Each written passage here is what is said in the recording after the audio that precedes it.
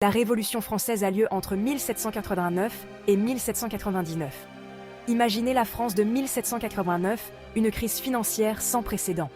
Guerre coûteuse, dépenses royales somptueuses, le royaume croule sous les dettes. Et les impôts dans tout ça? Pour le peuple et la bourgeoisie, c'est un fardeau insupportable. Les inégalités sociales sont criantes. La société est divisée en 3 ordres, le clergé, la noblesse et le tiers-état. Ce tiers-état, composé de paysans et de bourgeois, représente la grande majorité, mais il est totalement sous-représenté.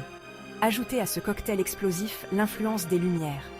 Des penseurs comme Rousseau, Voltaire et Montesquieu remettent en cause le pouvoir royal, la liberté, l'égalité, la fraternité. Ces idéaux puissants résonnent dans les esprits. C'est l'étincelle qui déclenche l'incendie.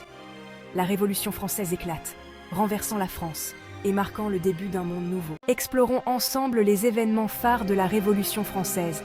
14 juillet 1789, la prise de la Bastille sonne le début de la Révolution française. Ce jour-là, le peuple parisien se soulève contre l'oppression et s'empare de la célèbre prison de la Bastille. Un symbole fort dans la lutte pour la liberté.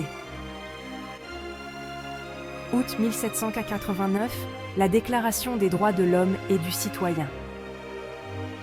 Ce texte révolutionnaire pose les droits fondamentaux des citoyens et consacre les valeurs républicaines.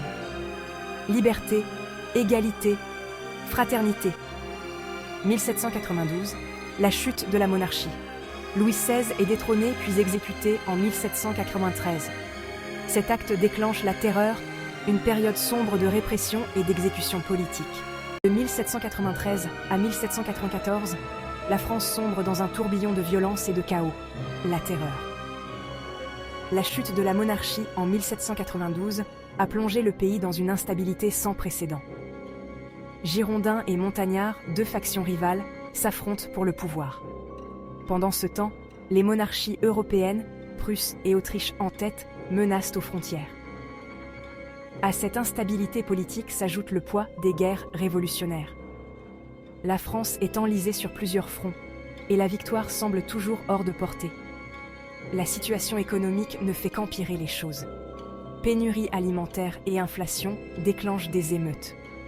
Les sans-culottes, le peuple en colère, exigent des mesures radicales. C'est dans ce contexte que Robespierre et les montagnards s'emparent du pouvoir. Des milliers d'ennemis présumés de la Révolution sont envoyés à la guillotine.